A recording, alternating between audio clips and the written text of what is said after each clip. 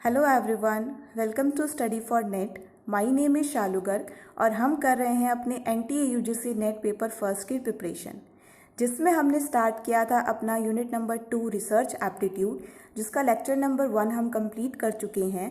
अगर किसी ने भी वो लेक्चर नहीं देखा है तो मेरे डिस्क्रिप्शन बॉक्स में उसका लिंक मिल जाएगा, आप उस पर क्लिक करके उस लेक्चर को देख सकते हैं। आज हम शुरू करने जा रहे हैं अपना lecture number 2 characteristics of research कि रिसर्च की हमारी क्या क्या कैरेक्टरिस्टिक्स हैं। ठीक है, उससे पहले जो भी ये वीडियो देख रहा है, अगर उसने मेरे चैनल को सब्सक्राइब नहीं किया है तो प्लीज़ मेरे चैनल को सब्सक्राइब करिए ताकि आगे आने वाली वीडियोस की नोटिफिकेशन आपको पहले ही मिल जाए। चलिए शुरू करते हैं हम आज का लेक्चर, कैरेक्टरिस्टिक्स ऑफ रिसर्च। हमारे रिसर्च की पहली कैरेक्टरिस्टिक्स है रिलायबिलिटी। ठीक है, कि रिसर्च जो भी हम कर रहे हैं वो कैसी होनी चाहिए, उसमें रिलायबिलिटी होनी चाहिए। देखते हैं रिलायबिलिटी का मतलब। Reliability in the context of research is consistency. अगर हम रिसर्च में हमारे रिलायबिलिटी का मतलब देखें तो उसका मतलब क्या होता है, consistency. It refers to the extent to which an investigation produces consistent results. ये क्या होता है रिलायबिलिटी की, जब भी हम कोई इन्वेस्टिगेशन करते हैं, ठीक है, इन्वेस्टिगेशन करने के बाद में जो भी हमारे पास में रिजल्ट्स आते हैं वो बिल्कुल कैसे आते हैं, कंसिस्टेंट आते हैं, मतलब सेम रिजल्ट्स आना। ठीक है, उसी को क्या कहते हैं, रिलायबिलिटी कहते हैं। It can also termed as verifiability. Reliability को हम क्या कहते हैं, वेरीफिएबिलिटी भी कहते हैं। जैसे इसके दो निकल के आए, रिलायबिलिटी का मतलब कंसिस्टेंसी एंड रिलायबिलिटी का मतलब वेरीफिएबिलिटी, RC and RV। Reliability is the repeatability of any research instrument, tool और procedure। अब ये है कि यहाँ पे बात आई है हमारे सेम रिजल्ट्स की। सेम रिजल्ट्स कैसे पता चलेंगे कि सेम रिजल्ट्स आ रहे हैं, जब हम रिसर्च को क्या करेंगे, बार बार कंडक्ट करेंगे। सेम रिजल्ट्स का आना मतलब रिसर्च को 2 बार हमने कंडक्ट किया और दोनों बार ही उसके रिजल्ट्स क्या आए, सेम आए, तब हम कहेंगे कि ये रिसर्च कैसी है, हमारी रिलायबल है। ठीक है, तो रिलायबिलिटी का मतलब कि हमने रिसर्च को क्या किया, बार बार कंडक्ट किया विद सेम इंस्ट्रूमेंट यूज किए, सेम ही टूल यूज किए और सेम ही प्रोसीजर यूज किया, तभी हमारी क्या कहलाएगी, वो रिलायबिलिटी कहलाएगी। If any research yields similar results each time it is undertaken with similar population and with similar procedures, it is called a reliable research।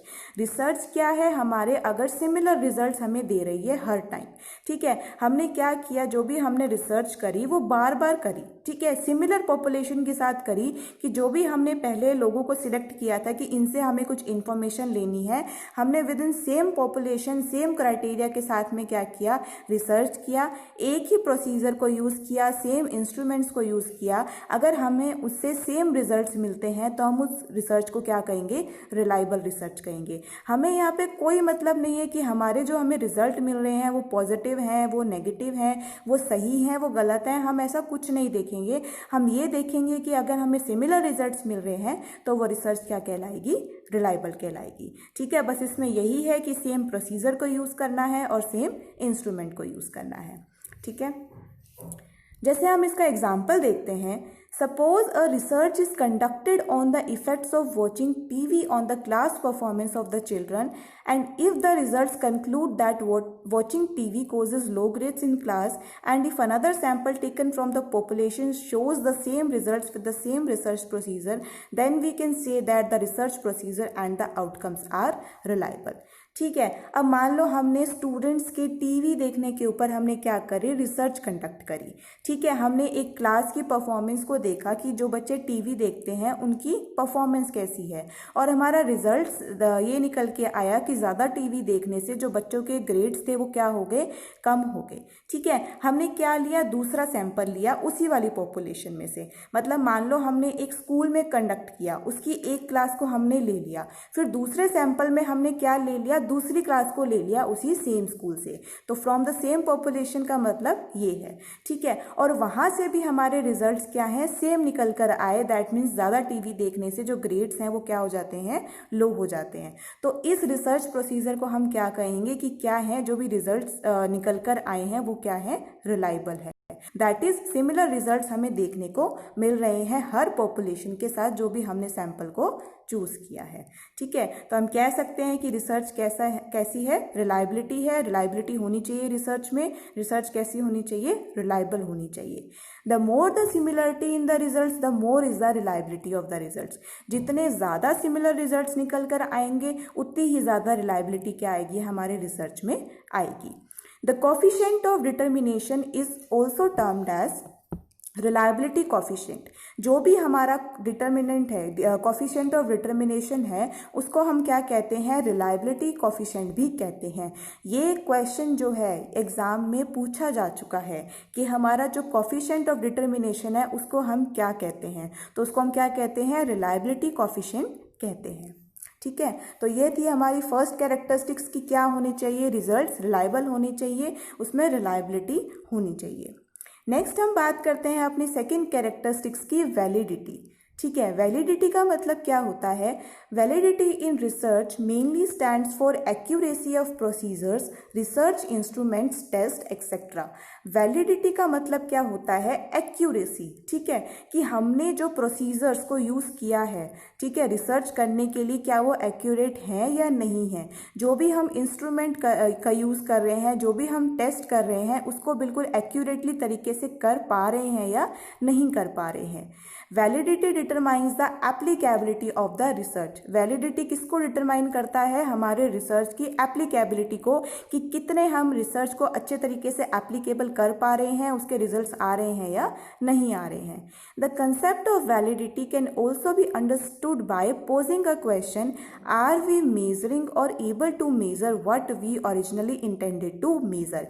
एक बहुत वैलिडिटी के कंसेप्ट में एक क्वेश्चन निकल के आ रहा है जो एक्चुअली में हम मेज़र करना चाह रहे हैं या ओरिजिनली हम मेज़र करना चाह रहे थे, वो अभी भी हम उसको कर रहे हैं या कहीं हम और ही दिशा में चले गए। तो वैलिडिटी हमें यही कहता है कि जो भी हमने रिसर्च को लिया है उसको अच्छे से हमने एप्लीकेबल किया भी है या नहीं। मतलब हम मेज़र करना चाह रहे थे कुछ और, जैसे हमने प्रीवियस एग्जाम्पल में देखा कि हम स्टूडेंट की परफॉर्मेंस को मेज़र करना चाह रहे थे और हम टीचर की परफॉर्मेंस के ऊपर चले गए, तो वहाँ पे वो रिजल्ट्स क्या है, वैलिडिटी रिजल्ट्स नहीं होंगे, वो वैलिड नहीं होंगे। तो जिस दिशा में हमें जाना है हम उसी दिशा में जाएं और वही मेज़र करें जो हमने एक्चुअली में सोचा था कि हमें इस प्रॉब्लम को क्या करना है, सॉल्व करना है।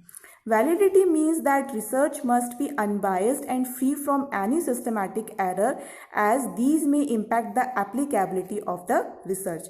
Validity का मतलब क्या है कि रिसर्च क्या होनी चाहिए, बिल्कुल अनबायस्ड तरीके से होनी चाहिए, कोई भी उसमें एरर नहीं होनी चाहिए, क्योंकि अगर कोई एरर होगी या हम बायस तरीके से उसको करेंगे तो वो क्या है, हमारे रिसर्च की एप्लीकेबिलिटी को क्या करेगी, इम्पैक्ट करेगी, रिसर्च को वैलिड बनने से रोकेगी। Without validity research goes in wrong direction. अभी वैलिडिटी के बिना हमारी रिसर्च क्या है, रोंग डायरेक्शन में चली जाएगी, क्योंकि रिसर्च का वैलिड होना बहुत ज़रूरी है। हमें ये पता होना चाहिए कि जो हम एक्चुअली में मेजर या सॉल्व करना चाह रहे हैं उसकी तरफ हम जा रहे हैं या नहीं जा रहे हैं। Some researchers say that validity and reliability are correlated, but the validity is much more important than reliability. कुछ रिसर्चर्स ये कहते हैं कि वैलिडिटी और रिलायबिलिटी क्या है, कोरिलेटेड है, एक दूसरे से रिलेट करती है। लेकिन अगर हमें सीरियसली इस बात को देखें, वैलिडिटी और रिलायबिलिटी के बीच में वैलिडिटी क्या है, बहुत इंपॉर्टेंट है। किससे, रिलायबिलिटी से। रिलायबिलिटी में हमें क्या है, सेम रिजल्ट्स मिलते हैं सेम पॉपुलेशन को देखकर। हम उसमें ये नहीं देखते कि हमारे रिजल्ट सही आ रहे हैं या गलत आ रहे हैं, हम उसमें सिर्फ ये देखते हैं कि रिजल्ट्स कैसे आने चाहिए, सिमिलर आने चाहिए। लेकिन रही बात वैलिडिटी की, वैलिडिटी में हम क्या चेक करते हैं, एक्यूरेसी चेक करते हैं कि हमारे रिजल्ट्स कितने एक्यूरेट आ रहे हैं और हम किस तरह से बिल्कुल एक्यूरेटली तरीके से, बिल्कुल वैलिड तरीके से अपने रिसर्च को कंडक्ट कर रहे हैं। तो हमेशा क्या रहेगी, वैलिडिटी बहुत इंपॉर्टेंट रहेगी, किससे, रिलायबिलिटी से। To keep the research on track, define your concepts in the best possible manner so that no error occur during the measurement. अगर हमें अपने रिसर्च को ट्रैक पे रखना है कि हमारी रिसर्च बिल्कुल अच्छी तरीके से होए, तो हमें अपने कंसेप्ट्स को क्या करना चाहिए, डिफाइन करना चाहिए बिल्कुल बेस्ट पॉसिबल मैनर में। ऐसा ना हो कि उसमें कोई ना कोई एरर आए हमारे मेजरमेंट करने में, या फिर कुछ भी हम ऐसे बायस तरीके से अपनी रिसर्च को कंडक्ट कर रहे हैं, हमें अपने एरर्स का पता नहीं चल रहा है। अगर हमें अपने एरर्स का पता नहीं चल रहा है तो हमारी रिसर्च पूरी तरह से गलत हो जाएगी, उसका पूरा कंक्लूजन, पूरी मेहनत खराब चली जाएगी, हम उसके कंक्लूजन को बिल्कुल सही तरीके से सामने नहीं ला पाएंगे। इसीलिए वैलिडिटी हमारे रिसर्च में बहुत मायने रखती है। नेक्स्ट कैरेक्टरिस्टिक्स है हमारी एक्यूरेसी। ठीक है, एक्यूरेसी का मतलब क्या है? It is closely related to validity. Validity में भी हम यही पढ़ के आए हैं कि हमारे जो रिजल्ट्स हैं वो कितने एक्यूरेट होने चाहिए, तो एक्यूरेसी भी क्या है? वैलिडिटी से क्या है? रिलेट करती है। Accuracy measures whether the research tools have been selected in the best possible manner and research procedures suit the research problem or no. Accuracy भी यही मेज़र करती है कि जो भी हमने रिसर्च टूल्स का यूज़ किया है अपनी रिसर्च को कंप्लीट करने के लिए, उसको हमने बिल्कुल बेस्ट तरीके से यूज़ किया भी है या नहीं किया है, या उसको सिलेक्ट किया, अच्छे से किया है या नहीं किया है, कि जो भी हमें रिसर्च प्रोसीजर लगने हैं वो हमारी रिसर्च प्रॉब्लम को सूट कर रहे हैं या नहीं कर रहे हैं। Rigorous scientific methods and procedures have been adopted in research and each step in the research is tested for accuracy. जो भी हमें साइंटिफिक मेथड्स और प्रोसीजर्स को यूज़ किया है वो बिल्कुल साइंटिफिक, मतलब अच्छे तरीके से क्या करना चाहिए, उसको अडॉप्ट करना चाहिए। और जो भी हम मेथड यूज़ करते गए, हर मेथड में हम क्या करेंगे, उस एक्यूरेसी को, उसके लिए एक्यूरेसी को क्या करेंगे, टेस्ट करेंगे, ताकि हमें पता चलता रहे कि ये मेथड को यूज़ करने से हमारे एक्यूरेट रिजल्ट्स निकल कर आएंगे या नहीं आएंगे। Choosing the best data collection tool improves the accuracy of research. अब रिसर्च करते हैं तो उसके लिए हम क्या करते हैं, अपने डेटा को कलेक्ट करते हैं। ठीक है, अब डेटा को कलेक्ट कैसे करते हैं वो हम आगे पढ़ेंगे, लेकिन ये है कि इसमें अगर हम डेटा मतलब कलेक्शन को बिल्कुल अच्छे से चूज़ करेंगे, वो हमारी रिसर्च की एक्यूरेसी को क्या करता जाएगा, इम्प्रूव करता जाएगा। मतलब अच्छे से डेटा कलेक्ट करेंगे तो उसको अच्छे से एनालाइज भी करेंगे और अपनी प्रॉब्लम को क्या कर पाएंगे, अच्छे से सॉल्व भी कर पाएंगे। तो यही क्या हो गया हमारा एक्यूरेसी, कि हमने रिसर्च के टूल्स को, रिसर्च के इंस्ट्रूमेंट्स को अच्छे से मतलब सिलेक्ट किया है या नहीं किया है, डेटा कलेक्शन जो भी हम कर रहे हैं उसको अच्छे से कर पा रहे हैं या नहीं कर पा रहे हैं, वही दिखाता है हमारा कि रिसर्च हमारा एक्यूरेट है, उसमें एक्यूरेसी है या नहीं है। नेक्स्ट हमारा आता है क्रेडिबिलिटी। क्रेडिबिलिटी का मतलब it is the use of best source of information and the best procedure in the research. ठीक है, क्रेडिबिलिटी का मतलब है कि हम बिल्कुल जो भी हमारा इंफॉर्मेशन है उसका सोर्स क्या है, बेस्ट चूज़ करें। ठीक है, और हम बेस्ट प्रोसीजर उसमें लेकर आए। जैसे हम बात करते हैं कि जो भी हमारा इन्फॉर्मेशन का सोर्स है, हमें इन्फॉर्मेशन कहाँ से मिलेगी, जब हम क्या करेंगे, डेटा को कलेक्ट करेंगे और बिल्कुल उसके प्रोसीजर्स को अच्छे से सिलेक्ट कर पाएंगे। The use of secondary data saves times and reduces cost, but its credibility will be at stake because secondary data has been manipulated by human beings and is therefore not very valid to use in research. Credibility का मतलब होता है कि जिस चीज़ पर हमको विश्वास हो कि ठीक है, इस चीज़ पर हमको विश्वास है कि जो भी हमने ये इन्फॉर्मेशन ली है वो बिल्कुल अच्छे से ली है, बेस्ट सोर्स है इसका, और हमें इससे बहुत ज़्यादा नॉलेज मिल सकती है और हमारी रिसर्च अच्छे से कंडक्ट हो सकती है। ठीक है, लेकिन अगर हमें उस पर विश्वास, हमें खुद को ही विश्वास नहीं है, तो हम सामने वाले को भी विश्वास नहीं दिला पाएंगे और हमारी रिसर्च बिल्कुल पूरी कंप्लीट नहीं होगी। अब यहाँ पे हम बात कर रहे हैं सेकेंडरी डेटा की। प्राइमरी डेटा और सेकेंडरी डेटा में मेन डिफरेंस क्या होता है मैं आपको बता देती हूँ, हालांकि हम ये बाद में पढ़ेंगे।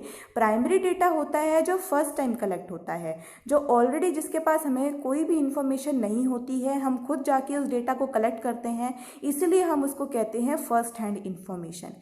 सेकेंडरी डेटा है जो ऑलरेडी कलेक्ट हो चुका है, हम प्रिंटेड मटेरियल्स, न्यूज़पेपर्स, मैगजीन्स वगैरह से कोई भी डेटा लेते हैं तो वो क्या होता है, सेकेंडरी डेटा होता है। अब इसमें बात कर रहे हैं कि जो भी सेकेंडरी डेटा के यूज़ से हमारा टाइम भी बचता है क्योंकि वो ऑलरेडी हमें प्रिंटेड में मिल जाता है, कॉस्ट भी बचती है, लेकिन इसकी जो क्रेडिबिलिटी है ना वो स्टेक पे हो जाती है क्योंकि हमें इस पर विश्वास करना मुश्किल हो जाता है, क्योंकि सेकेंडरी डेटा है वो बहुत लोग उसको क्या कर चुके हैं, यूज़ कर चुके हैं, उसको मैनिपुलेट कर चुके हैं। क्योंकि सेकेंडरी डेटा है, हर कोई हो सकता है कि उसी प्रॉब्लम को मतलब सॉल्व करने की कोशिश कर रहा हो, उस डेटा की ज़रूरत हो, इसलिए हम ये नहीं कह सकते कि ये रिसर्च में हमारे लिए सेकेंडरी डेटा क्या होगा, वैलिड होगा। इसीलिए इसकी क्रेडिबिलिटी को हम ये नहीं कह सकते कि ये बिल्कुल इसकी अच्छी निकल कर आएगी। A certain percentage of secondary data can be used if the primary source is not available, but basing a research completely on secondary data when primary data be gathered at least credible। अगर हम ये मान के चलते हैं कि जो secondary data है हम उसको यूज़ कर सकते हैं, लेकिन अगर तभी जब प्राइमरी सोर्स ऑफ डेटा हमें अवेलेबल नहीं होगा, ठीक है। मतलब हम पूरा अगर सेकेंडरी डेटा पे मतलब बेस हो जाएंगे कि हमें सेकेंडरी डेटा ही यूज़ करना है, तो बिल्कुल इसकी क्रेडिबिलिटी निकल कर नहीं आएगी। हाँ, कुछ हम इसके लिए मतलब इसको बेस मान के चल सकते हैं कि हमने थोड़ा डेटा हमारा सेकेंडरी डेटा का ले लिया और बाकी डेटा हमने किसका ले लिया, प्राइमरी डेटा का ले लिया, ताकि हमारी जो रिसर्च है वो क्रेडिबल बन पाए। It has to be a trade off between primary data and secondary data. तो इसके बीच में क्या चलता है, ट्रेड ऑफ चलता है कि हमें कितना प्राइमरी डेटा कलेक्ट करना है और कितना सेकेंडरी डेटा कलेक्ट करना है, ठीक है। तो रिसर्च क्या होनी चाहिए, क्रेडिबल होनी चाहिए। क्रेडिबल तभी होगी जब हमें लगेगा कि हमारी जो इन्फॉर्मेशन है वो बिल्कुल बेस्ट सोर्स से हमें मिली है और हमने बेस्ट मेथड इसके लिए क्या किए हैं, यूज़ किए हैं। नेक्स्ट हमारा पॉइंट है कैरेक्टरिस्टिक्स का जनरलाइजेशन।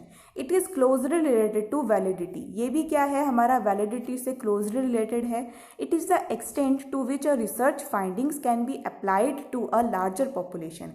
जनरलाइजेशन का मतलब क्या है कि हमने जो भी रिसर्च को फाइंड किया है, हम पहले क्या है बिल्कुल एक छोटे मतलब सैंपल का मतलब होता है कि जैसे होल इंडिया को लिया, उसमें से हमने छोटा सा पार्ट उठाया, उसी पे हम क्या करते हैं, रिसर्च को कंडक्ट करके देखते हैं। अगर वहाँ पे हमें अपने रिजल्ट्स क्या है मिलने लगते हैं, तो हम अपने रिजल्ट्स को लार्ज पॉपुलेशन पे क्या करना चाहते हैं, अप्लाई करना चाहते हैं। उसी को हम क्या कहते हैं, जनरलाइजेशन कहते हैं।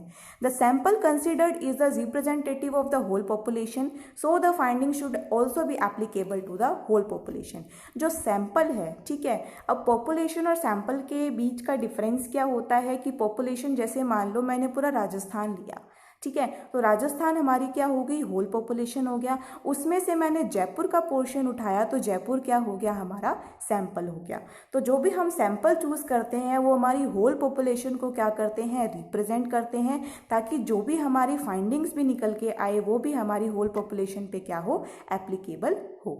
If research findings can be applied to any sample from the population, the results of the research are said to be generalizable। जो भी हमने रिसर्च को फाइंड किया है, उस सैंपल से रिसर्च को फाइंड किया है, वो हम अगर पॉपुलेशन पे अप्लाई करते हैं तो हम क्या कह सकते हैं कि हमारी रिसर्च कैसी है, जनरलाइजेबल है। हम तभी अप्लाई करेंगे जब हमारे सैंपल के रिजल्ट्स वैसे ही होंगे जैसे हम क्या है चाहते हैं। हमें अगर बेटर रिजल्ट्स मिल रहे हैं, रिलायबिलिटी मिल रही है, उसमें वैलिडिटी मिल रही है, एक्यूरेसी मिल रही है, तभी हम उसको लार्ज पॉपुलेशन पे क्या करते हैं, अप्लाई करते हैं। और अगर हम लार्ज पॉपुलेशन पे अप्लाई करते हैं तो हम उसको कहते हैं कि रिजल्ट्स कैसे हैं, जनरलाइजेबल हैं, ठीक है।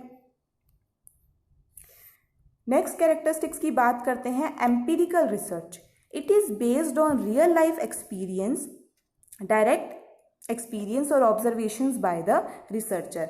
एम्पिरिकल रिसर्च होता है मतलब एक्सपीरियंस, जब हम एक्सपीरियंस के बेसिस पे कोई भी क्या करते हैं, रिसर्च करते हैं, कोई भी फैक्ट्स कलेक्ट करते हैं जो हमारी रियल लाइफ पे बेस्ड होती है, वही क्या होती है, एम्पिरिकल रिसर्च।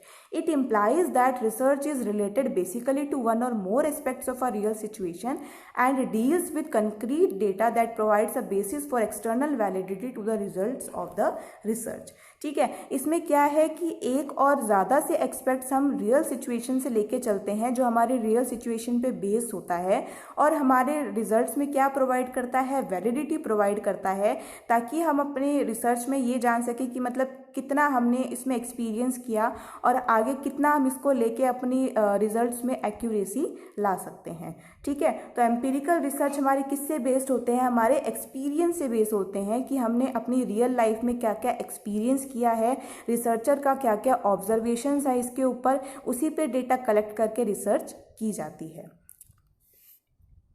नेक्स्ट की बात करते हैं सिस्टमैटिक। ठीक है, ये हमने ऑब्जेक्टिव्स में भी पढ़ा था कि रिसर्च को इफेक्टिव बनाने के लिए रिसर्च क्या होनी चाहिए, बिल्कुल सिस्टमैटिक तरीके से होनी चाहिए। No research can be conducted haphazardly, मतलब जल्दबाजी में कोई भी रिसर्च हमें कंडक्ट नहीं करनी चाहिए। एक प्रोसेस बना हुआ है रिसर्च के लिए, उसी प्रोसेस को अगर हम फॉलो करेंगे तो हमारी रिसर्च बिल्कुल साइंटिफिकली तरीके और बिल्कुल सिस्टमैटिक तरीके से होगी।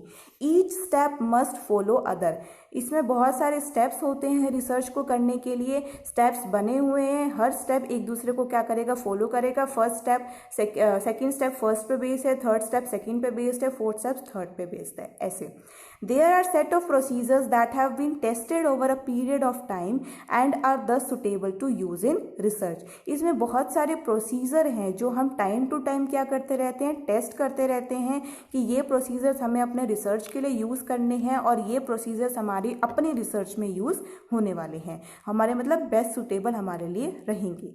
Each research therefore should follow a procedure, इसीलिए रिसर्च को फॉलो करना बहुत ज़रूरी है, उसके प्रोसीजर को फॉलो करना बहुत ज़रूरी है। तो रिसर्च क्या होनी चाहिए, बिल्कुल सिस्टमैटिक ढंग से, बिल्कुल सिस्टमैटिक तरीके से होनी चाहिए। नेक्स्ट है हमारा controlled factors. In real life experience, there are many factors that affect an outcome of an event। Real life experience की बात करूं तो इसमें क्या है, बहुत सारे फैक्टर्स होते हैं जो हमारे किसी भी आउटकम या इवेंट को क्या करते हैं, अफेक्ट करते हैं। जैसे फैक्टर्स आगे कोई भी हमारा नेचर एनवायरनमेंट वगैरह में चेंज आया, उसी से ये बेस्ड है। In research various factors may affect the outcome and some are taken as controlled factors where others are tested for possible outcome.